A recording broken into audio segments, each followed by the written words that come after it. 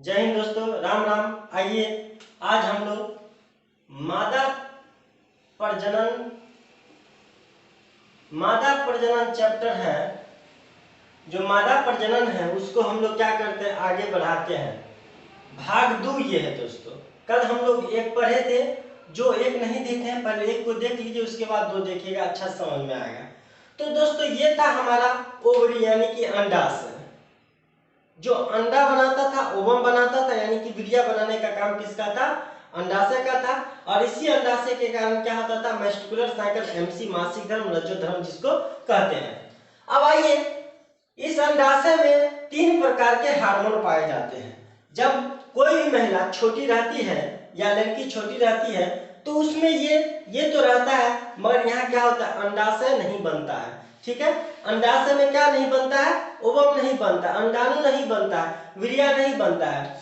मगर जब ये 3 हार्मोन पाए जाते हैं, उसके अंदर में पहला एजेस्ट्रोन हार्मोन, एजेस्ट्रोजन हार्मोन जो होता है दोस्तों, इसी हार्मोन के वजह से लड़की में क्या होता है, एमसी होता है, यानी कि मासिक धर्म। मासिक धर्म आपसे पूछेगा किस हार्मोन के कारण एमसी होता है, तो एजेस्ट्रोजन हार्मोन के कारण मासिक धर्म भी इसको हम कहते हैं। इसको और कहते दोस्तों रजो धर्म भी कहते हैं। तो किस हार्मोन के कारण होता है, एस्ट्रोजन हार्मोन के कारण। अंडाणु बनाने का काम एस्ट्रोजन हार्मोन का है। इसमें जो अंडाणु बनेगा यानी कि ओवम बनेगा दोनों अंडाशय में, वो किसका काम है, वो काम है एस्ट्रोजन हार्मोन का। ब्रेस्ट बढ़ाएगा। जब लड़की छोटी रहती है या कोई भी यौवन बच्ची रहती है तो उसका ब्रेस्ट क्या होता है, छोटा सा रहता है। जैसे जैसे उसका क्या होता है, आयु बढ़ते जाता है तो उसका क्या हो जाता है, एस्ट्रोजन हार्मोन के कारण उसका ब्रेस्ट क्या होता है, बड़ा होते जाता है। स्तन क्या होता है, स्तन बढ़ेगा। स्तन किसके कारण बढ़ता है, आपसे एग्जाम में पूछेगा स्तन किसके कारण बढ़ेगा, तो स्तन बढ़ेगा एस्ट्रोजन हार्मोन के कारण। आवाज में परिवर्तन होने लगता है, बता देगा तो आप नहीं पकड़ पाएंगे अच्छे से कि वो लड़का है कि लड़की है। मगर जब उसमें एस्ट्रोजन हार्मोन आ गया तो समझिए यहाँ क्या हो गया, उसके अंडाशय में अंडा बनना शुरू हो गया। एमसी स्टार्ट हो जाएगा 12 से 14 वर्ष की आयु में। किस हार्मोन के कारण, एस्ट्रोजन हार्मोन के कारण। अगला हार्मोन है प्रोजेस्टेरोन हार्मोन। प्रोजेस्टेरोन हार्मोन क्या करता है, भ्रूण के निर्माण में मदद करता है। किसके, भ्रूण निर्माण में मदद करता है। यहाँ देखिए, अब ओवम क्या होगा, यहाँ तो ओवम बन रहा है। और एक क्वेश्चन बार बार पूछता है कि पुरुष का स्पर्म जो है महिला में कहाँ डिस्चार्ज होती है, तो अधिकतर जो है बच्चा कहाँ टिक के मार के आता है, योनि में। मगर नहीं, स्पर्म जो है शुक्राणु हमेशा कहाँ डिस्चार्ज होता है, गर्भाशय में डिस्चार्ज होता है। जैसे यहाँ पर स्पर्म उसका डिस्चार्ज हो गया, यहाँ से शुक्राणु क्या होगा, तेजी में भागना शुरू करेगा, सब तरफ जाना शुरू कर देगा। यहाँ से क्या होगा, चारों तरफ जाना शुरू होगा। और यहाँ उसका अंडाशय यानी कि ओवम इंतजार करेगा कहाँ, फेलोपियन ट्यूब में। फेलोपियन ट्यूब में, अंडवाहिक में। अंडवाहिक में उसको क्या करेगा, यहाँ पे बनाएगा और उसको बना के कहाँ फिर गिराएगा, अंडाशय में। किस हार्मोन के कारण, तो ये भ्रूण में मदद करता है। प्रोजेस्टेरोन हार्मोन क्या करता है, भ्रूण में। भ्रूण को जो है पोषक भी देता है, कौन, progesterone hormone. Iron plus zinc खाने से ये बढ़ेगा। जब किसी भी महिला के यदि पेट में, ठीक है, महिला के यदि पेट में शिशु रहेगा यानी कि भ्रूण रहेगा, तो वहां पे आयरन और जिंक खाने से ये प्रोजेस्टेरोन हार्मोन बढ़ेगा, जिसके कारण बच्चा क्या होगा, तंदुरुस्त रहेगा। गर्भाशय को दीवार मोटी हो जाती है। जब अधिक मात्रा में ये हो जाएगा तो क्या हो जाएगा, गर्भाशय का ये जो दीवार है वो काफी मोटा हो जाएगा। अगला हार्मोन है रिलैक्सिन हार्मोन। रिलैक्सिन हार्मोन क्या है कि जिस झिल्ली में बच्चा रहता है, जिस झिल्ली में बच्चा रहता है गर्भाशय में, उसे क्या करता है, उलट पलट करते रहता है। कौन, रिलैक्सिन हार्मोन। मान लीजिए बच्चा यहाँ, अभी यहाँ है बच्चा, ठीक है, बेबी इसमें है, ठीक, तो पांव यदि नीचे है तो हो सकता है अगला महीना पांव ऊपर हो जाएगा, फिर नीचे हो जाएगा। किसके कारण, रिलैक्सिन हार्मोन जो है इसको क्या करता है, उलट पलट करते रहता है, जिसके कारण बच्चा 8वां या 9वां महीना में यदि मूड़ी इधर है तो वो सीधा बच्चा हुआ, ठीक है। यदि पांव ऊपर है तो क्या हो गया, सीधा, और मूड़ी नीचा है तो सीधा। यदि पांव नीचा है मूड़ी ऊपर है तो जब वो डिलीवरी के समय में जो क्या हो गया, वो उल्टा बच्चा हो गया, तो उस समय काफी कठिनाई होता है। और यहाँ पर का जो होता है महिला का जो होता है कमर फ्लेक्सिबल होता है, जब बच्चा होगा उसमें क्या होगा, थोड़ा फैल जाएगा, ठीक है। गर्भाशय में माँ और बच्चे को क्या करता है, गर्भनाल से क्या करता है, जोड़ता है। गर्भाशय में बच्चा देख लीजिए, शिशु यदि गर्भाशय में रहेगा तो कहाँ से भोजन लेगा, गर्भनाल से लेगा ना, गर्भनाल से लेगा। इसका हाथ पांव तो सब इसमें क्या होगा, इस झिल्ली के अंदर में क्या रहता है, अंडाकार झिल्ली में बंद रहेगा। तो गर्भनाल से किससे उसको मिलता है भोजन, रिलैक्सिन हार्मोन के कारण गर्भनाल में उसको क्या होता है, भोजन मिलता है। तो आप लोग इसका एक स्क्रीनशॉट ले लीजिए, फिर हम समझाएंगे अगला टॉपिक। अंडाशय हो गया दोस्तों। अब पढ़ते हैं गर्भाशय, पढ़ते हैं बचदानी, पढ़ते हैं यूटेरस जिसको कहते हैं, गांव घर में जिसको बचदानी कहा जाता है। तो गर्भाशय में देखिए दोस्तों, गर्भाशय का आकार पहले देख लीजिए। जो है वो यूटेरस, उसका आकार होता है लंबाई 7 सेंटीमीटर, चौड़ाई 5 सेंटीमीटर और मोटाई 2.5 सेंटीमीटर होता है, ठीक है। लंबाई 7 सेंटीमीटर है, चौड़ाई 5 सेंटीमीटर और मोटाई 2.5 सेंटीमीटर। नाशपति के आकार का होता है, उल्टा नाशपति के आकार का, बिल्कुल ये देखते हैं यूटेरस का है, उल्टा नाशपति के आकार का होता है। इसका आकार जो है, जब इसके अंदर में भ्रूण रहता है तो 8वां या 9वां महीना में इसका मोटाई कितना हो जाता है, 18 से 20 सेंटीमीटर में। 8वें या 9वें महीने में जब बच्चा पैदा होने का समय होता है, उस समय इसका मोटाई क्या हो जाता है, 18 से 20 सेंटीमीटर ये मोटा हो जाता है, ठीक है।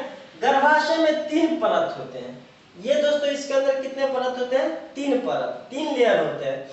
पहला लेयर है परिगर्भाशय, पेरीमेट्रियम, ये बाहरी पतली झिल्ली है। पहला जो परत है इसमें कौन सा परत है, पेरीमेट्रियम, परिगर्भाशय, बाहरी पतली झिल्ली है। दूसरा में गर्भाशय पेशी स्तर, मायोमेट्रियम, ये मध्य मोटी परत है। मध्य मोटी परत को क्या कहते हैं हम लोग, मायोमेट्रियम। आपसे एग्जाम में पूछेगा कि गर्भाशय में कितने परत है, तो 3 परत है। पहला परत आपका है पेरीमेट्रियम, दूसरा परत है मायोमेट्रियम और तीसरा परत है एंडोमेट्रियम। ये जो दोस्तों बीच वाला जो है मध्य परत, इसी में कैंसर होता है। क्या होता है, कैंसर। यदि महिला को जिस समय मेस्टिकुलर साइकिल एमसी रहेगा और साफ कपड़ा या पैड का उपयोग नहीं करेगा तो वहां से जो कीटाणु होगा वो कहाँ जाएगा, सीधा यूटेरस में, जो मध्य वाला स्तर में क्या हो जाता है, वहां कैंसर पकड़ लेता है। तो ये भी याद रखिए, एग्जाम में कई बार पूछा है कि महिला के यूटेरस के किस भाग में या किस परत में, किस लेयर में कैंसर होता है, तो मध्य लेयर में, मायोमेट्रियम में कैंसर होता है। और सबसे अंदरी का भाग जो है गर्भाशय है, क्या है, गर्भाशय अंतःस्तर, एंडोमेट्रियम, ये क्या है, अंदर का भाग है। तो आपसे पूछेगा बच्चा कहाँ रहता है, तो बच्चा गर्भाशय में रहता है। स्पर्म कहाँ आता है पुरुष का, कहाँ डिस्चार्ज होता है, तो गर्भाशय में। गर्भाशय में डिस्चार्ज होने के बाद दोनों ओवरी की तरफ भागता है, यानी कि अंडाशय की तरफ, और यहाँ क्या होता है, निषेचन की क्रिया हो जाता है, अंडा बन के फिर लुडुक के कहाँ आ जाता है, यहाँ, और बाकी क्रिया यहाँ पे होता है। धीरे धीरे बच्चा का जो होता है हाथ पांव सब आता है। उसके बाद 7 से 8 या 9वें महीना के अंदर में क्या होता है, बच्चा योनि के रास्ते क्या होता है, बाहर निकल जाता है। इसका एक आप लोग स्क्रीनशॉट ले लीजिए, फिर हम बताते हैं अगला।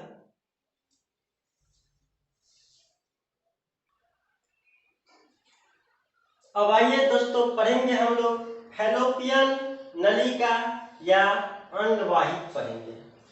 तो हम लोग देख लिए हैं, गर्भाशय देख लिए, अंडाशय देख लिए। अब पढ़ते हैं फैलोपियन नलिका या अंडवाहिका। अंडवाहिका में क्या होता है दोस्तों, निषेचन का क्रिया होता है। हम अभी बोले थे कि जब पुरुष का स्पर्म कहाँ निकलता है, तो बहुत बच्चा बोला था कहाँ, योनि में, मगर योनि में नहीं। आपसे एग्जाम में पूछेगा कि पुरुष का स्पर्म कहाँ डिस्चार्ज होता है, तो यूटेरस में होता है, गर्भाशय में, बचदानी में होता है, जिसको वुम्ब भी कहते हैं। यहाँ पे पुरुष का स्पर्म क्या होता है, डिस्चार्ज होता है, और यहाँ से क्या होता है, स्पर्म भागना शुरू करता है, तेजी में स्पर्म चलना शुरू करता है, कुछ इससे टकरा के यहीं मर जाता है, कुछ उधर जाता है, कुछ इधर आता है। यहाँ जो होता है फेलोपियन ट्यूब में, यानी कि फेलोपियन नलिका या अंडवाहिका में क्या होता है, निषेचन होता है। आपसे एग्जाम में पूछेगा कि निषेचन कहाँ होता है, तो अंडवाहिक में होता है, या फेलोपियन ट्यूब में होता है, या अंडवाहिनी भी कहीं पे होता है। तो यहाँ पे निषेचन का क्रिया होता है। निषेचन हो जाने के बाद यहाँ पे क्या होता है, भ्रूण उत्पन्न होता है। तो भ्रूण पूछेगा कि बच्चा कहाँ रहता है, तो यूट्रस यानी कि बजदानी में, और निषेचन का क्रिया कहाँ होता है, तो अंडवाहिका में। शुक्राणु प्लस अंडाणु का पूछेगा कि मिलन कहाँ होता है, तो अंडवाहिक में होता है। कहाँ होता है, अंडवाहिक में, यानी कि फेलोपियन नलिका में या अंडवाहिका में कह सकते हैं, या अंडवाहिक में कह सकते हैं। तो शुक्राणु प्लस अंडाणु मिलने से क्या होगा, भ्रूण होगा। सिलिया लगा रहता है, इसमें क्या लगा रहता है, सिलिया, ताकि अंडा क्या होना चाहिए, यहाँ से लुढ़क के कहाँ जाना चाहिए, यूट्रस में। पूछेगा कि यूट्रस में है, क्यों अंडा आ जाता है लुढ़क के अंडवाहिक से, तो किसके कारण आता है, इस सिलिया के कारण लगा है सिलिया, उसके कारण गर्भाशय में पहुंच जाता है। महिला नसबंदी, अब महिला जिसको संतान नहीं चाहिए, 2 संतान हो गया, उसको क्या होना चाहिए, महिला को क्या करेगा, नसबंदी करेगा। नसबंदी को बोला जाता है ट्यूबेक्टोमी या ट्यूबल लिगेशन या फीमेल स्टरलाइजेशन। क्या बोलेंगे, फीमेल स्टरलाइजेशन करता है, उसको क्या हम लोग कहेंगे, महिला नसबंदी। देखिए महिला में नसबंदी करेगा तो यहाँ क्या किया जाएगा, यहाँ काट देगा, किसको, अंडवाहिका को, यहाँ अंडवाहिक को क्या करेगा, काट देगा।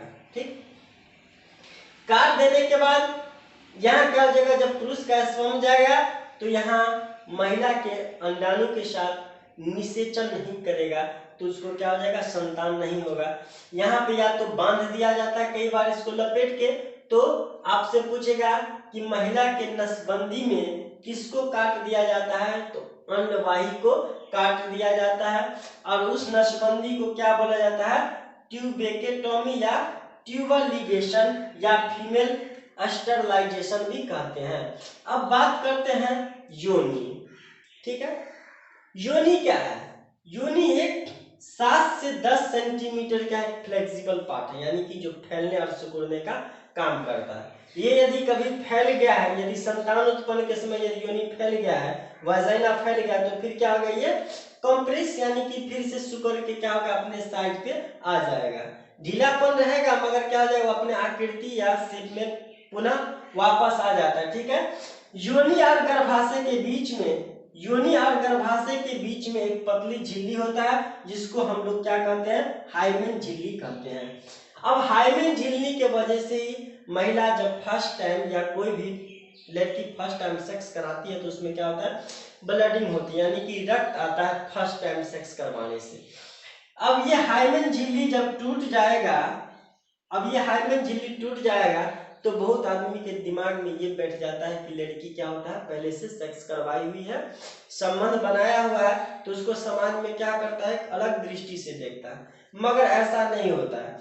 जब 12 से 13 वर्ष की उम्र में लड़की को पीरियड होता है फर्स्ट टाइम, यानी कि एमसी होता है, उस समय ये हाइमेन झिल्ली क्या होता है, एकदम सुरक्षित रहता है। ठीक है, यदि आप उसको 10 बार 2 मंजिल 3 मंजिल पर चढ़ा उतरा दीजिए, तो उसी समय उसका क्या होगा, हाइमेन झिल्ली टूट जाएगा, या अधिक साइकिल चलाएगा उसी समय उसका हाइमेन झिल्ली टूट जाएगा, या अधिक वजनदार कुछ वो उठाए उसी समय उसका हाइमेन झिल्ली क्या हो जाएगा, टूट जाएगा। फिर उसके साथ जो संबंध बनाएगा तो उसको क्या होगा, यहाँ से ब्लीडिंग नहीं होगा, क्योंकि ये पतली झिल्ली है, बहुत कमजोर है, टूट जाता है। और कई बार ये सेक्स होने पर भी नहीं टूटेगा, ये झिल्ली रहता ही है, तो उस समय क्या होगा, ब्लीडिंग होगा। तो ऐसा कुछ नहीं है, यदि महिला में ब्लीडिंग नहीं हुआ तो वो पहले से संबंध बनाई हुई है, इस मानसिकता को खत्म करके चलना है। पहले होता था क्या, हमारे समाज में जो लड़की थी वो क्या करती थी, बाल विवाह उनका माता पिता कर देता था। क्या, कौन सा विवाह कर देता था, बाल विवाह। जब लड़की की बाल विवाह होता था, उस समय उसका तकरीबन 1 से 2 एमसी उसका हुआ होगा, या उस समय की लड़की अधिक जो है खेल कूद नहीं करती थी, साइकिल नहीं चलाती थी, तो उसका जो होता है हाइमन झिल्ली क्या रहता था, सुरक्षित रहता था। तो उसी समय से ये जो है प्रचलन आता है कि लड़की को फर्स्ट टाइम संबंध बनाने से क्या होता है, ब्लीडिंग होता है। मगर अब ऐसा कुछ नहीं है। अब हमारे समाज में बाल विवाह नहीं होता है। लड़की का शादी 21 अधिकतम 21 तक करता है। 18 के बाद आप कर सकते हैं, 18, 19, 20, 21 तक चला जाता है। तो उस समय तक मुश्किल है, क्योंकि काफी साइकिल चला के 9th 10th में जाती है स्कूल कॉलेज, और वहां से फिर उसको काफी वर्क करना पड़ता है। कोई स्कूल में प्रोग्राम हो गया या कुछ वर्क भी करती है, तो इतने समय तक ये हाइमन झिल्ली नहीं रह सकता है। तो ऐसी मानसिकता को आपको समाज से हटा के रखना है कि यदि लड़की में ब्लीडिंग नहीं हुआ तो वो पहले से किसी के साथ संबंध बनाया हुआ है। अब लड़की के सबसे यानी कि महिला के सबसे निचला भाग होता है योनि के, उसको हम लोग क्या कहते हैं, भालवा। ये ग्रीवा यहीं पे होता है दोस्तों। ये मांस टाइप का एक उठा हुआ पार्ट है जिसको ग्रीवा कहते हैं, जो हाइमन झिल्ली के पास ही रहता है। अब बालवा होता है। बालवा में कुछ खास नहीं है। योनि के सबसे बाहरी भाग को हम लोग क्या कहते हैं, बालवा कहते हैं। आशा करते हैं दोस्तों आप लोग को ये वीडियो अच्छी तरह से समझ में आ गया होगा। यदि समझ में आया है तो वीडियो को लाइक कीजिए, सब्सक्राइब कीजिए, शेयर कीजिए और मन दिल लगा के पढ़िए, अपनी ऊंचाई को पाइए। इतना ही के साथ आप लोग से हम विदा लेना चाहते हैं। फिर मिलेंगे नेक्स्ट क्लास में, तब तक के लिए जय हिंद, राम राम।